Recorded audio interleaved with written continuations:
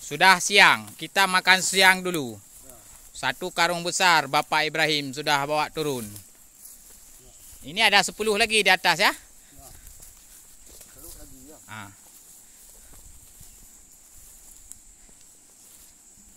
Ibu Khatijah seperti biasa memilih yang sudah jip kopi rawit. Ini ada 2 buahmu Ibu Khatijah.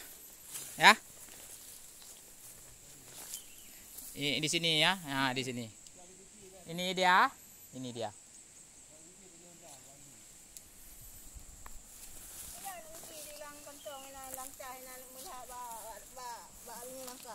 Ini wajah Ibu Khatijah. Ini kayak Freddy Zinta ini. Kayak artis ibu kota.